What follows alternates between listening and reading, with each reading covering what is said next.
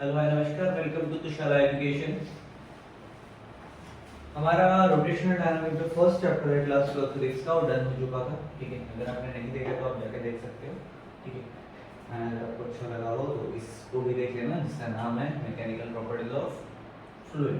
ठीक है, इसमें हम देखने वाले हैं अलग अलग चीज़ें, कॉम्प्रेसिबल फ्लूइड क्या होता है, इनकॉम्प्रेसिबल फ्लूइड क्या होता है। ठीक है, उनकी प्रॉपर्टीज क्या होती है, एक्चुअल में फ्लूइड होता क्या है, सिर्फ फ्लूइड मतलब क्या लिक्विड ही होता है, नहीं होता, उसके साथ क्या क्या चीज़ें आती हैं, ये सारी चीज़ें इसमें कवर अप होने वाली है। और बड़ा अच्छा चैप्टर है, थोड़ा सा इंटरेस्टिंग है, तो we will try to make sure कि वो थोड़ा सा इंटरेस्टिंग वे में हो। ठीक है, चलो तो without wasting time start with this word fluid. क्या होता है फ्लूइड, कोई बता पाएगा? The substance that can flow. The substance that can flow। क्या क्या चीजें हैं ऐसी जो फ्लो हो सकती है? वाटर। तो पहले लिख देता हूं मैं, the substance that can flow, it means fluid। ठीक है, फॉर एग्जाम्पल आपने बोला कि वाटर सर,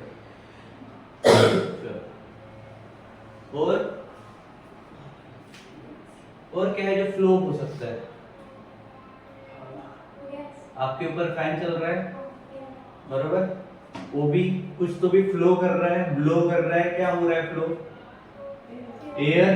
एयर मतलब अगर एयर फ्लो हो रही, करेक्ट, एयर अगर फ्लो हो रही है तो एयर में क्या होती है भाई? वो अलग अलग टाइप की हो सकती है। ठीक है, अगर अभिजीत का मन किया तो अभिजीत कार्बन डाइऑक्साइड दे सकता है। ठीक है, वेदांत का मन किया हाइड्रोजन गैस दे सकता है, डिपेंड ऑन द कंडीशंस। ठीक है, तो अलग अलग चीजों की गैसेस भी इसमें आ गई। क्लियर? तो फ्लूइड क्या हो गया फिर? ऐसी कोई भी चीज जो फ्लो हो सकती है उसको हम क्या बोलेंगे? फ्लूइड। और उसमें दो चीजें हमें मिली, कौन सी कौन सी? और उसके बाद आता है हमारा नेक्स्ट टॉपिक, जिस टॉपिक में बोलेंगे कुछ चीजें हैं जो तुम्हें समझनी। पहला है कॉम्प्रेसिबल फ्लूइड और दूसरा है इनकॉम्प्रेसिबल फ्लूइड। ठीक है, इसको मैं दो पार्ट में डिवाइड कर देता हूँ। देखिए तो देखिए,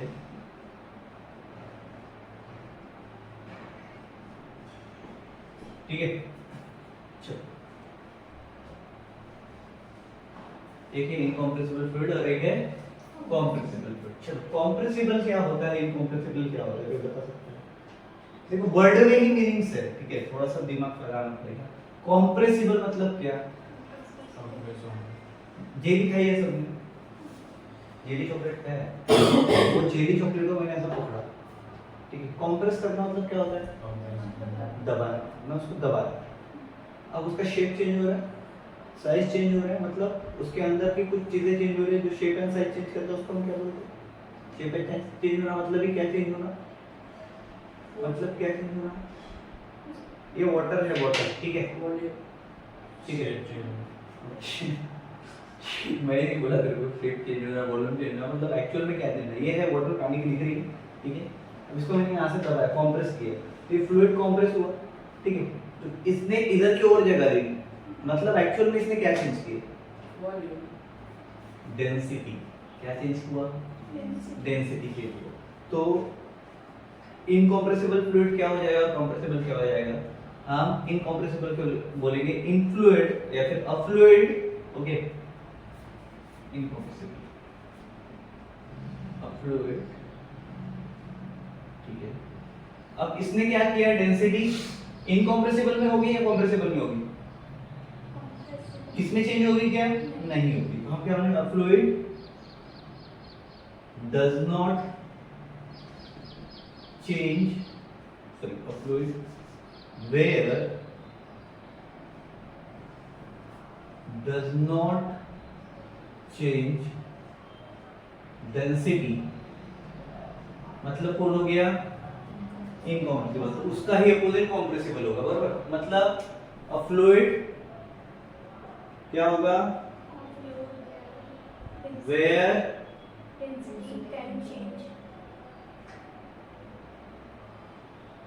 डेंसिटी विल चेंज या फिर कैन चेंज, जो बोलना है बोल दो। ठीक है, तुम्हारी इच्छा। क्लियर है क्या? अब ये हुआ क्यों?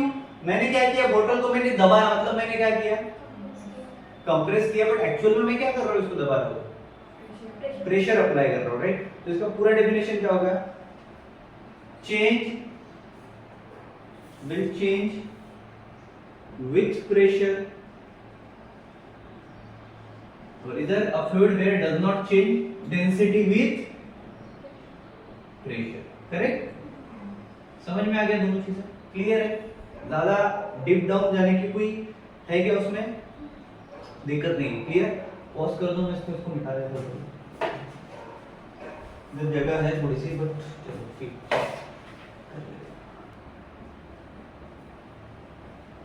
चलो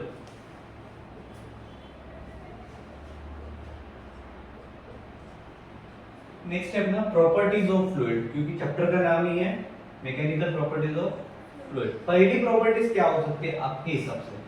पहली चीज जो हमने डेफिनेशन से ली थी इसके फ्लूइड के, क्या थी?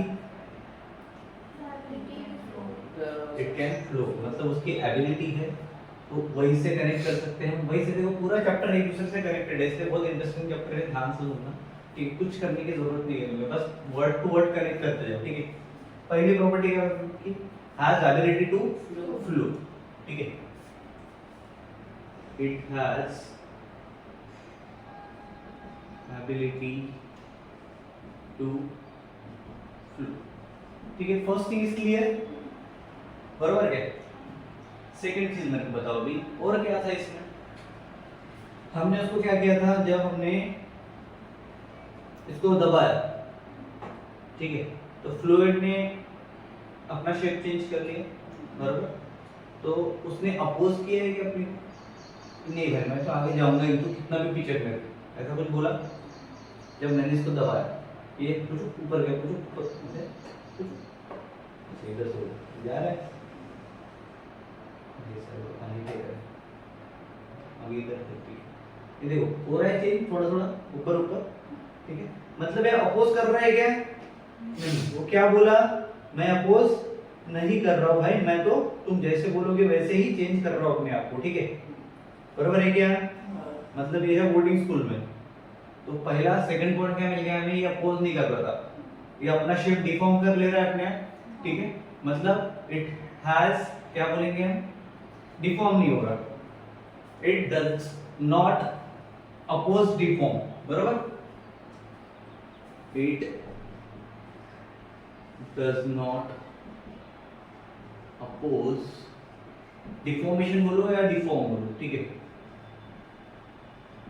ठीक है, बोल सकते हो, पूरा ले लो, डिफॉर्मेशन। 2 पॉइंट मिल गए, तीसरा पॉइंट सोचो क्या हो सकता है?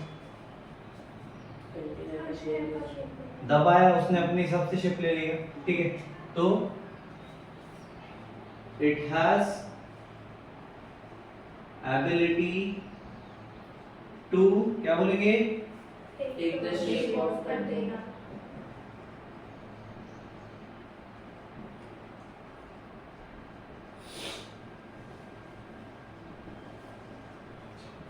और एक पॉइंट, एक और शेप है, मुझे खोलो खोलो किताबें ना,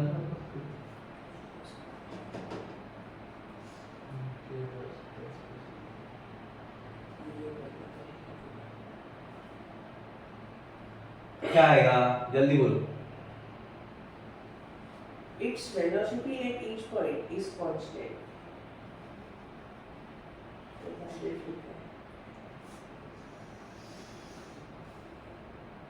अब जितने भी आएंगे इसके बाद में सारे इसी में आएंगे, तो इसके बाद कोई प्रॉपर्टी नहीं है, ठीक है? There are 3 properties only.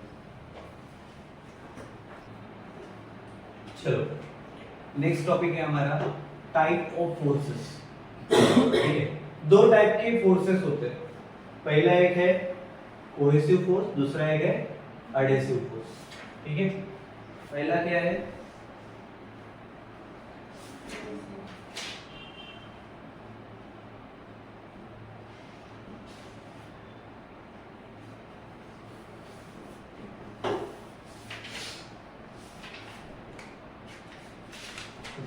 Cohesive force और एडहेसिव फोर्स में क्या फर्क है? ठीक है, बरोबर? नाम से कुछ पता चल पा रहा है?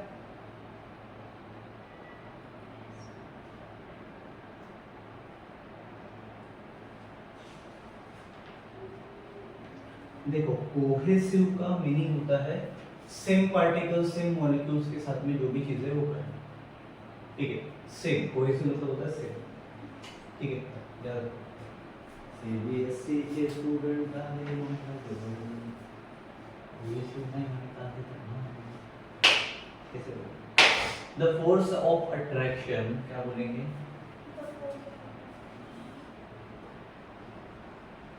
द फोर्स ऑफ अट्रैक्शन किसके बीच में बोला था मैंने? सेम पार्टिकल मॉलिक्यूल, ठीक है? तो अट्रैक्शन बिटवीन सेम मॉलिक्यूल्स, ये कौन सा रहेगा? अभी सेम मॉलिक्यूल किसके? तो सेम सब्सटेंस के, बरोबर? Molecules of same substance. तो ऐसा मैंने लिया था एक, ये मान के चलो मेरा हॉट डॉग है, ठीक है? ब्लैक डॉग पकड़ो, ठीक है? हॉट डॉग नहीं दिख रहा, तो ये जो है, ठीक है, दिख रहा है बीच का पार्ट, ठीक है? अब मैंने क्या बोला? A force of attraction between the same molecules. जब मैं इसको दबाऊं या कुछ भी करूं, तो ये फोर्स ऑफ अट्रैक्शन किसके बीच में होगा? एक ही सब्सटेंस है और इसके ही मॉलिक्यूल्स के बीच में होगा, क्लियर? तो उसको हम कौन सा फोर्स बोलेंगे? कोहेसिव फोर्स बोलेंगे। अब एडिसिव फोर्स बिल्कुल इसका अपोजिट काम करेगा, इसलिए दो टाइप है। क्या बोल सकते हो? The force of attraction between different molecule of different substances. the force of attraction between the molecules of different substances, क्या बोलेंगे? Force of attraction between the molecules of The force of attraction between the molecules of different substances. It is called adhesive force and this one is cohesive force. So same है तो cohesive, ठीक है? और different के साथ हुआ तो adhesive। समझ में आएगा? क्लियर है? ठीक है? जैसे अभिजीत ने उस दिन हमें बोला था कि कुत्ते की शादी हम गधे से कराएंगे, तो वो हो गया adhesive। बट कुत्ते की शादी कुत्ते से करा दी, उसका बिजनेस अगर सक्सेसफुल हो गया तो हुआ कोहेसिव, ठीक है? पॉज करो, नेक्स्ट देखते हैं रेंज वाला, range of molecular attraction.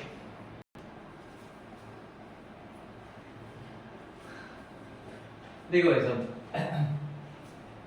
Range of molecules या फिर मॉलिक्यूलर अट्रैक्शन क्या होता है? तो मैंने यहाँ पे लिखा हुआ है maximum distance up to which molecular forces are effective is known as range of molecular attraction. इससे वो समझ में आया? आप समझते हैं अपने हिसाब से। एक कहावत सुनी है क्या? लॉन्ग डिस्टेंस रिलेशनशिप ज्यादा देर तक नहीं टिकते।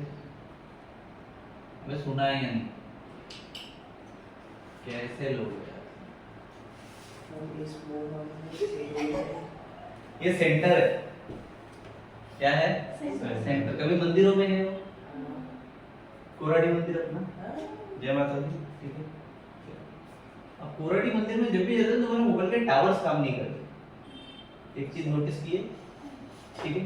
क्योंकि वहां पे लगी होती है एक ऐसी वैन, ये क्या करती है? ये होती है जामर वैन, ठीक है? ये सबका कोई आ गया कसम जैसा, ठीक है? घर में हाथ में लेके, ठीक है? तो इधर उधर सिग्नल कैसे भेजेगा अपने साथियों को? मैं इधर एरिया में, समझ में आया? तो जामर सबके सिग्नल जाम कर देती है, तो आपकी यूपीआई पेमेंट भी नहीं होता था। बहुत से लोग परेशान हो जाते हैं कि ऐसा क्योंकि ऐसे, वो सब ठीक नहीं कहते, बट उसका एक रेंज होता है ना, ठीक है? जैसे तुम मेन गेट से बाहर निकलोगे तुम्हारे सिग्नल्स आ जाते हैं, कॉल भी लगने चालू हो जाते हैं, ठीक है? तो उसका एक रेंज था, मतलब भाई ये जो वैन है, ये जो सेंटर है, यहाँ से इसने मंदिर का पूरा परिसर कवर करके रखा है।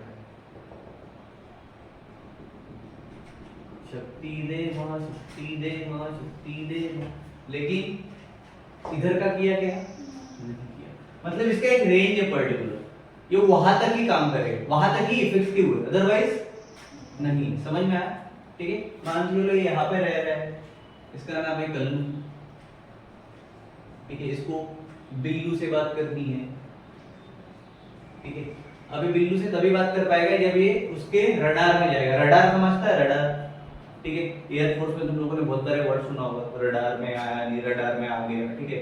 या फिर जो पबजी प्लेयर है अपने पास, फ्री फायर, क्या नाम है भाई, अभिजीत, ठीक है, रडार में आता है ना, वो पहले अगर थर्ड के साथ में फेंकते थे तो ब्लास्ट हो जाता था डायरेक्ट, उसको स्कैन करके, ठीक है, बरोबर। तो ये उसकी रेंज में रहेगा तो इफेक्टिव है, अदरवाइज नहीं है। और सबसे मेन और इंपॉर्टेंट चीज, इसका जो वैल्यू रहता है, ठीक है, रेंज ऑफ अट्रैक्शन वो रहता है 10⁹ कितना रहता है? 10⁹ अट्रैक्शन, याद रहेगा। तो ये भाई साहब इधर इफेक्टिव है, अदरवाइज नहीं है, ठीक है। क्लियर है क्या? समझ में आ गया? चलो, उसके बाद दूसरा क्या है, पढ़ो उसको, क्या लिखा हुआ है? Sphere of influence. हाँ, Sphere of influence. देखो ये समझ में आया क्या? नहीं, मैं तो सिंपल सा एक लॉजिक देता हूँ। देखो मैग्नेट, मैग्नेट मैंने यहाँ पे रखा है, यहाँ पे रखा, अट्रैक्ट करेगा, बरोबर, सिंपल सी बात। अगर एक मैग्नेट यहाँ पे, दूसरा मैंने फेंक दिया उधर, ठीक है, मसूरी में फेंक दिया, मतलब मान लीजिए, काम में आने वाला है, ठीक है, देहरादून में हो, कोई काम में आने वाला है, पंजाब में कोई काम में आने वाला, अट्रैक्ट करेगा नहीं? मेरे के पास में काम करेगा, वो टेबल पे काम करेगा, इसके पास में रहेगा तो ही वो अट्रैक्ट करेगा। समझ में आया? तो एक रेंज के हिसाब से चलेगा। क्लियर हो गया? चलो स्फीयर पढ़ो, जोर से पढ़ो, जोर से। Imaginary sphere taking molecular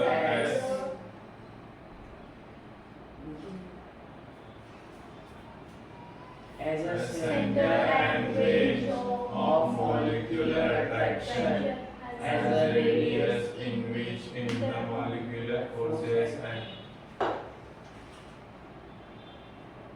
हो गया? स्फीयर से दिमाग लगाओ, क्या होगा?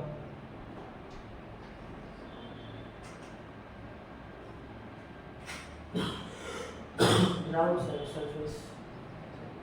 लगाओ लगाओ, ब्रेन यूज करो। इमेजिनरी बोला है सही,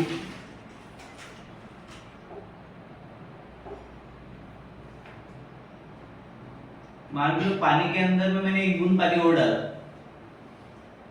उसके आजू बाजू में सब वाटर के मॉलिक्यूल्स हैं, तो उसके आजू बाजू में उसका फोर्स जहां पे एक्ट हो रहा है, ठीक है, एक लेयर रहेगा, उसके आगे जाएगा नहीं, ठीक है। मान के लो ये है, इधर इधर एक पाया है, इधर ऐसा ऐसा, ये इसके आगे नहीं जा रहा, इधर नहीं जा रहा, इधर नहीं जा रहा, इधर नहीं जा रहा, बट इनको सभी को ऐसे ज्वाइन किया और एक स्फीयर बना दिया जो कि इमेजिनरी, ठीक है। इसके अंदर भी जितने भी मॉलिक्यूल्स है उस पे कोहेसिव फोर्स रहेगा, कौन सा? कोहेसिव फोर्स है। इंटरमॉलिक्यूलर फोर्सेस मतलब क्या होता है पता है? इंटरमॉलिक्यूलर फोर्सेस मतलब होता है कोहेसिव फोर्स और एडिसिव फोर्स, उसी के अंदर आते हैं, ठीक है। बट उसमें इसके और इसके बीच का नहीं रहेगा, इसके अंदर जो आ रहा है वही रहेगा। क्लियर है? तो उसको क्या बोलेंगे? Sphere of influence. Sphere of influence. Clear है? और एक चीज बताओ,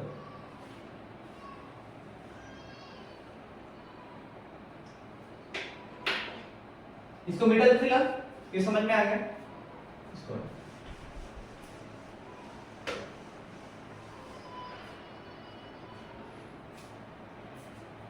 एक बूंद था इधर, ठीक है, अब इसने क्या किया, एक इमेजिनरी स्फीयर बना दिया ऐसा। अब इसके बीच का जो रहेगा वो इसी में रहेगा, इसके साथ में नहीं रहेगा। क्लियर हो गया? तो अपना अभी नेक्स्ट टॉपिक है surface tension on the basis of molecular forces. मतलब हमें अभी पढ़नी है भाई साहब मॉलिक्यूलर थ्योरी। क्या पढ़नी है? Molecular theory. अभी तक हमने देखे सारे बेसिक चीजें, अब हम पढ़ेंगे थ्योरी। चलो नेक्स्ट टॉपिक है हमारा surface tension on the basis of Molecular forces. इसी को हम बोलते हैं मॉलिक्यूलर थ्योरी, ठीक है। अब हमने सुना होगा सरफेस पे टेंशन ज़्यादा रहता है, सरफेस पे टेंशन आता है, सरफेस पे टेंशन ज़्यादा रहता है। सबकी ज़िंदगी से ज़्यादा सबसे ज़्यादा टेंशन सरफेस पे रहता है। ठीक है? तो सरफेस से एक में ऐसा इंसान है जिसके सबसे ज़्यादा टेंशन रहता है, ऐसा बोला जाता है। जिसको थोड़ा सा इस थ्योरी के वजह से समझते हैं कि क्यों ऐसा है, क्यों वो भाई साहब ने से क्या पाप किए थे कि उसके ऊपर ज़्यादा टेंशन है। देख, मैंने लिया एक कंटेनर, बीकर कंटेनर समझ, ठीक है? उसमें 3 मॉलिक्यूल दिख रहे हैं आपको अलग अलग, ठीक। अब ये कौन सा है? ये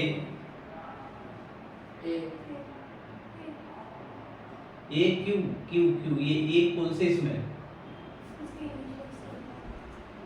स्फीयर ऑफ इन्फ्लुएंस बनाया है इसने। क्या बनाया है?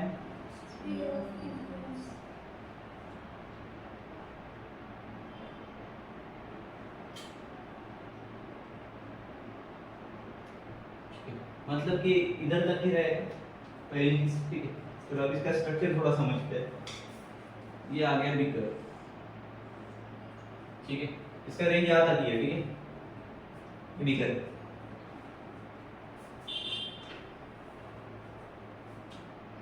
अब इसमें है फ्लूइड, ये डाल दिया मैंने, ये लाया अभिजीत के नाले से, ठीक है। अब देखो, एक मॉलिक्यूल यहाँ पे लिया, इसका बना रहा हो स्फीयर ऑफ इन्फ्लुएंस, यहाँ तक इफेक्ट रहेगा।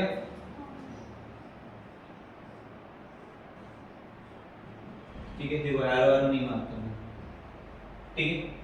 एक दूसरा मॉलिक्यूल यहाँ पे छोटा सा बाहर निकला हुआ है,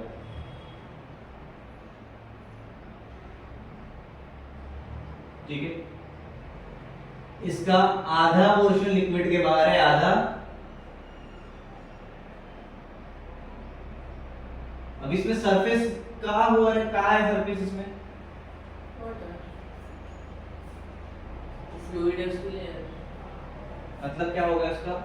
सरफेस हो गया। तो मान को इसमें से अपना ये बी है, बरोबर, आधा सा बाहर है छोटा सा, ये सी है जो पूरा बाहर है, और ये कौन है? ये है जो पूरा लिक्विड के अंदर में, ठीक है। तो अभी अपने को इसके बेसिस पे सारी चीजें समझनी है, ठीक है। सिंपल सा लॉजिक देखो, ये मॉलिक्यूल पानी के अंदर है, लिक्विड के अंदर है, तो इस पे इधर से भी फोर्स लगेगा, इधर से भी फोर्स लगेगा, इधर से भी, इधर से भी। फोर्स कौन सा रहेगा? कोहेसिव फोर्स रहेगा। कौन सा रहेगा? Cohesive force. क्यों? सेम मॉलिक्यूल है, ठीक है। तो इधर से भी 5 है, इधर से भी है, मतलब इधर से मान लो +5 इधर से आ रहा, -5 इधर से आ रहा, ठीक है। समझ में आया? तो वो क्या रहा है? इक्वल हो रहा है। मैं वैसे एक बात बता रहा हूं, ये है मॉलिक्यूल, ठीक है। मैं हूं इधर, अभिजीत है इधर, वेदन को नहीं लेते, वेदन धक्का मार के हटा देगा, ठीक है। हम दोनों पतले पतले। अब हमारे बीच में एक बॉल, इसका वजन भी 50 केजी है, मेरा वजन भी 50 केजी है, बरोबर। क्लियर हो गया इतना, ठीक है।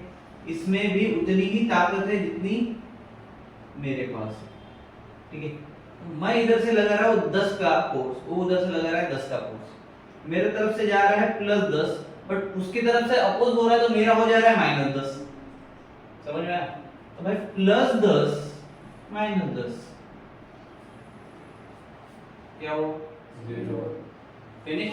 प्लस माइनस माइनस माइनस हो जाएगा, 0 को भी साइन होता है, नहीं होता है। क्लियर हो गया, ठीक है। तो ये जो रहेगा, अब मैं इधर से घुपाई जा रहा है, ढपाक ढपाक ढपाक, उधर से वो लगा रहा है ढपाक ढपाक ढपाक, दोनों का फोर्स इक्वल होने के कारण मैं हिलूंगा क्या यहाँ से? मैं वही रहूंगा। तो ये भाई साहब अपनी पोजीशन चेंज करेंगे क्या? क्यों? तो इसका सरफेस टेंशन कितना हो गया? 0। क्लियर हो गया अभी? चारों तरफ से कोई सी फोर्स लग रहे थे, अब क्यों कोई सी फोर्स लगा? Same molecule same. क्लियर? अब इक्वल एंड अपोजिट फोर्स जब लगते हैं न्यूटन भाई साहब, याद है कुछ? Third law. ठीक है, क्लियर है क्या? तो +10 -10 हो गया 0, तो सरफेस टेंशन हो गया 0। पानी के अंदर में लगा क्या? नहीं। ये सरफेस से टच हुआ क्या? नहीं हुआ। हमारा पॉइंट ये था कि भाई सरफेस पे ज्यादा क्यू रहता है। क्लियर है? चलो अब बात करते हैं बी।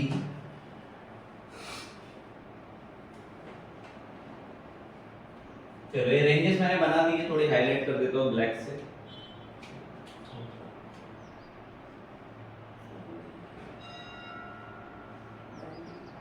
ठीक है, इसका आधा पार्ट एयर में है, तो इधर से कौन सा फोर्स लगेगा रे? और अंदर में आप भाई साहब दोनों अलग अलग फोर्सेस हैं। नीचे से सारे वाटर मॉलिक्यूल, ऊपर से एयर के मॉलिक्यूल्स। तो कहने की बात यह है कि भाई एडिसिव भी आ रहा है और कोएसिव भी आ रहा है।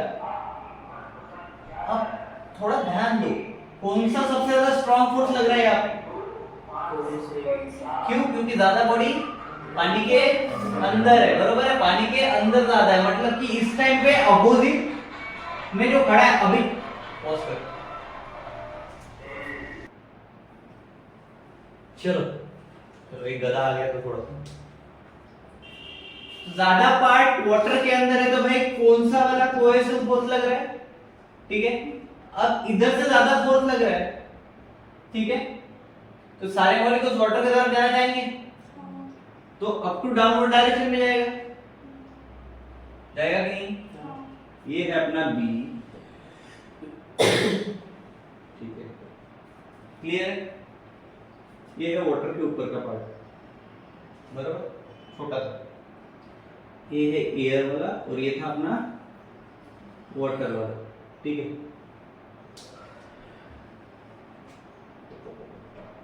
अब भाई ये ज्यादा है, मतलब पॉजिटिव ले लेते हैं, ये है 10 अपना, ठीक है। ऊपर वाला नेगेटिव है -3, 3% ही पकड़ लेते हैं, ये तो 7% दिख रहा है अपने को, तो 10 - 3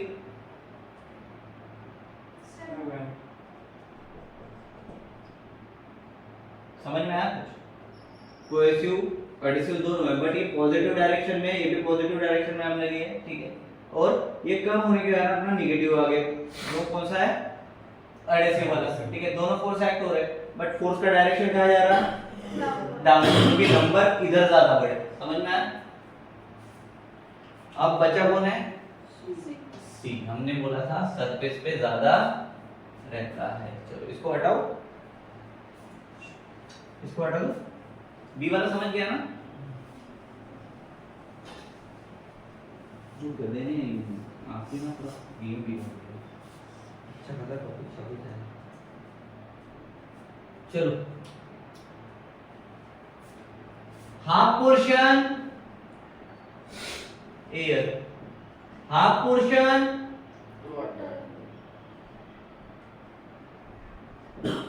अब सबसे पहले तुम्हारे दिमाग में क्या है?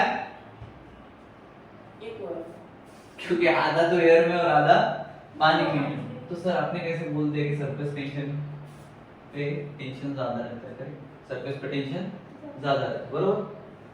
ऐसा नहीं होगा। वैसा क्यों, ऐसा क्यों नहीं होगा? क्योंकि आपने तो बोल दिया ना, कोएसिव लगता है, एडिसिव ऊपर लगेगा, कोएसिव नीचे लगेगा, ठीक है। तो आपने बोला था कि जहां ज्यादा फोर्स एक्ट हो रहे हैं वो डाउनवर्ड डायरेक्शन में जाएगा, तो ये तो आपकी थ्योरी भी रॉन्ग हो गई। पहले दिमाग में ये आएगा ना, ठीक है, क्योंकि इधर तो आपने बोला था इधर इधर इक्वल कर दिया, तो इधर आधा ऊपर आधा नीचे, इसका मतलब 0 होना चाहिए, बरोबर कि नहीं? बरोबर है क्या? और ऐसा क्यों नहीं हो रहा? कोई तिगड़ा हो गया इसके पीछे? देखो, एडिसिव फोर्स कहां लग रहा है? H2 वाटर और एयर के बीच में, ठीक है। और एयर की डेंसिटी बहुत कम होती है, मतलब निग्लिजिबल पकड़ लो, ठीक है, एज कंपेयर टू वाटर, ठीक है। ऐसा नहीं, बाकियों के साथ नहीं बोल रहा हूं, ठीक है। Density of air is smaller then density of water, ठीक है। अब बताओ मेरे को क्या होगा? तो अगर ऊपर से 5 आ रहा है, नीचे से 5 जा रहा है, तो 5 = 5 आएगा। कैसे आएगा? क्योंकि दोनों फोर्स तो इक्वल है। इसकी डेंसिटी जब कम है एज कंपेयर टू H2, तो नीचे से 5 क्यों आएगा? 4 आएगा। मान नीचे आएंगे 6 ज्यादा है। ज्यादा है, ठीक है, समझ में आया? तो सारे के सारे फोर्सेस कहाँ जा रहे हैं भाई? डाउनवर्ड जा रहे हैं। डाउनवर्ड जा रहे हैं तो सरफेस टेंशन कहाँ बढ़ेगा? टेंशन बढ़ेगा सरफेस, सरफेस पे टेंशन ज्यादा रहेगा। सब लोग भाई नीचे दबाने का ट्राई कर रहे हैं, ठीक है, तो टेंशन कहाँ बढ़ रहा है? सरफेस पे। क्लियर है? समझ में आया ये पूरा? इसका थ्योरी है लमसम, मैं लिखा के दूंगा आपको, बट ये समझे कि ये इंपॉर्टेंट है पहले समझ में आया? उसको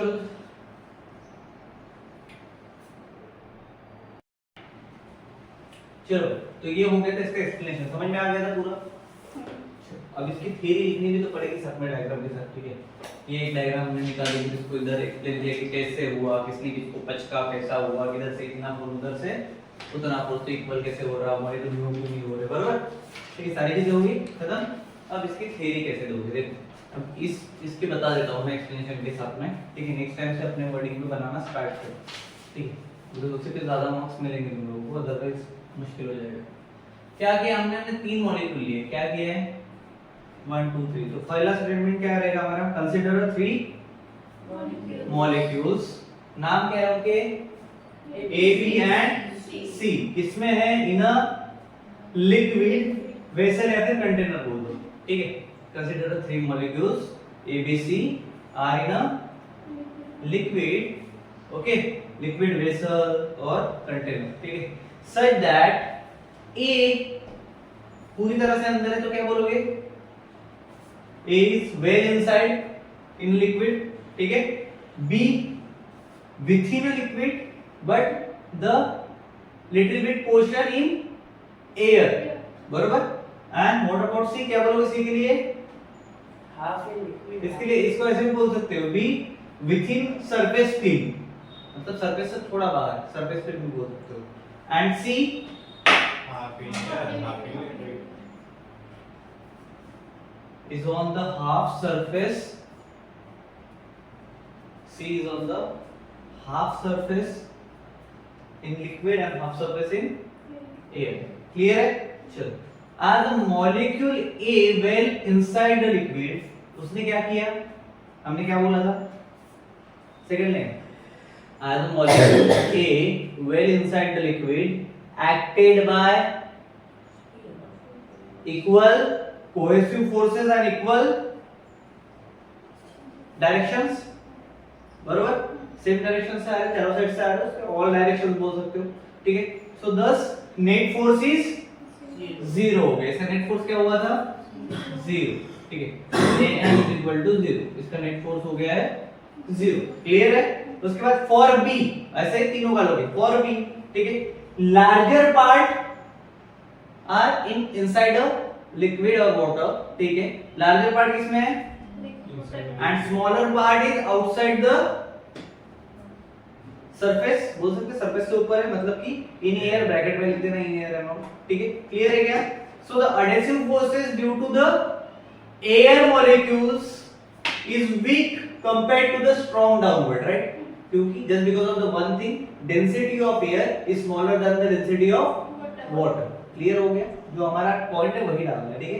एंड उसके बाद आते हैं for C, C C C, ठीक है, half in air and half in, कैसा बोलोगे इसको? Half of the sphere influence in air and half is in a liquid और वाटर, ठीक है। वाटर है तो वाटर बोलना, लिक्विड बोल सकते हो, ठीक है। As density of air is less, as density of air is less than the density of water, क्या हो रहा है? Adhesive forces to the air क्या हो रहे हैं? Attract toward the water compared to cohesive force, ठीक है। क्लियर है? so therefore the molecule C also get attracted inside the liquid, downward जाएगा, so it is in a downward direction, so क्या बोलेंगे हम? therefore molecule in the surface film are pulled inside the liquid, as the result surface film remains under the tension, किसमें रहेगी वो? Tension में रहेगी। so this is known as the surface tension, all this concept is shown as surface tension and the molecular theory of surface tension. First thing is clear. चलो अब इसके बाद surface tension को थोड़ा सा और देखते हैं हम लोग. इसको कर दो. अब कर लोगे अपने हिसाब से. तो भाई साहब बात ऐसी. नेक्स्ट टॉपिक है हमारा सरफेस टेंशन. ठीक है, ये पार्ट 1 का लास्ट टॉपिक है. ठीक है, उसके बाद हम पार्ट 2 में बाकी की चीजें देखेंगे. ध्यान देना. ठीक है, ज्यादा बड़ा टॉपिक नहीं, 5 मिनट में खत्म कर दूंगा. क्या लिखा है? सरफेस टेंशन लिखा है. क्या लिखा है हमने सरफेस टेंशन के लिए? Read it. Surface of liquid behave as a strength elastic membrane. This tension is known as surface tension. Tension. ठीक है, clear? This all things is known as surface tension. तो सरफेस टेंशन क्या बोल रहा है? कोई बता सकता है अभी? लिखा हुआ है सामने, बोलो भाई. Surface of liquid behave as strength. अपने लैंग्वेज में. जो लिक्विड की जो मेम्ब्रेन होती है ऊपर की फॉर्म लेयर, जो वो किसी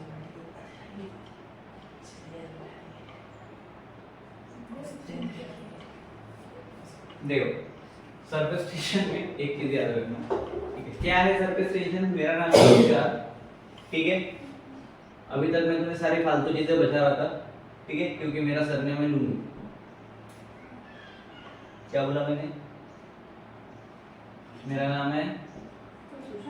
अभी तक मैं तुम्हें सारी फालतू चीजें बता रहा था क्योंकि मेरा सरनेम है. ये है तुम्हारा फार्मूला सरफेस टेंशन. ठीक है, क्या फार्मूला है? टाउ ने टी. तो tau T equals to F/N. F मतलब क्या है? Force. Force upon Length. Length. दो रुको नहीं करो. देखो,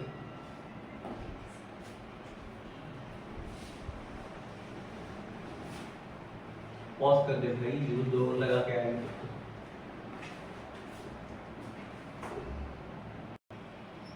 देखो भाई, क्या बोला मैंने? क्या फार्मूला है अपने पास टेंशन के लिए?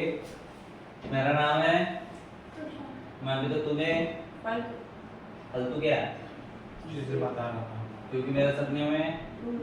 तो ये force upon length, force upon length, force upon length. Clear हो गया? चलो, उसके बाद अब एक्चुअल में क्या होता है? ठीक है, सरफेस टेंशन क्या होता है? पूरा पूरा मान के लिए एक मॉलिक्यूल क्या है?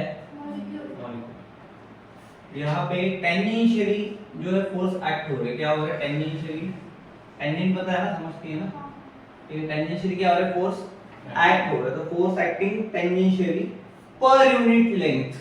ये जो लेंथ है, ठीक है, उसको क्या बोल देंगे हम? सरफेस टेंशन बोलेंगे. इसके नीचे और एक चीज लिख देता हूं. क्या बोला मैंने? क्या बोला? बोलो. Tangential Force. Force Acting. Acting Length.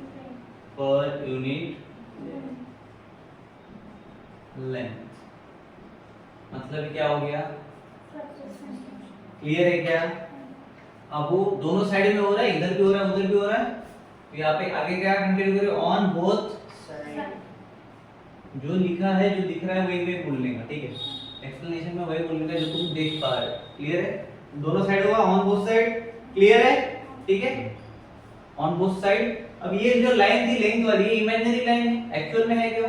ठीक है, तो ऑन बोथ साइड ऑफ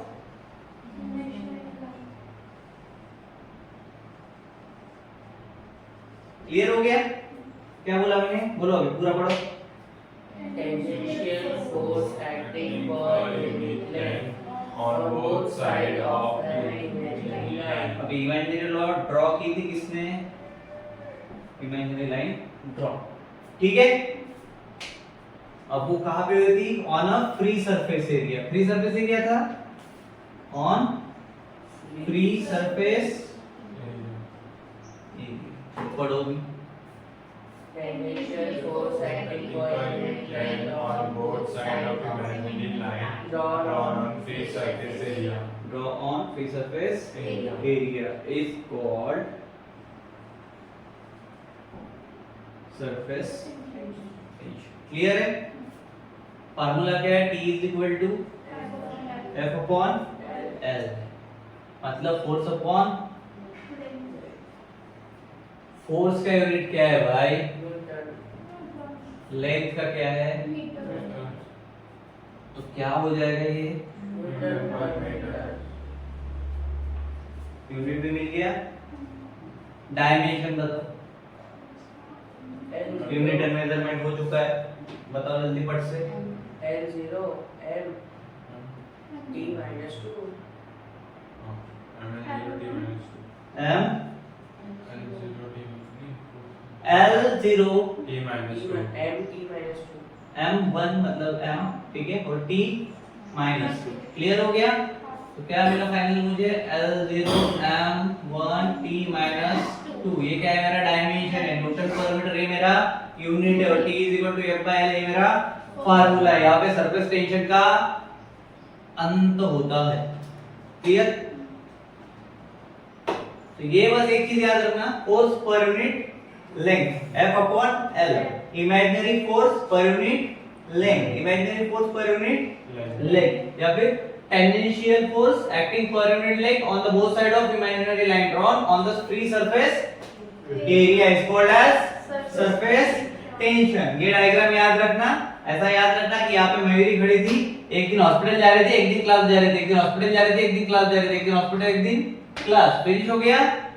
चलो तो यहाँ पे कंप्लीट नोट्स मिल चुके हैं तुम्हें, थियोरेटिकल पार्ट मैंने बोला है तुमको लिखना, क्लियर है? फिनिश। चलो मिलते हैं नेक्स्ट पार्ट में, जल्दी ही आएगा, तब तक के लिए bye, thank you so much.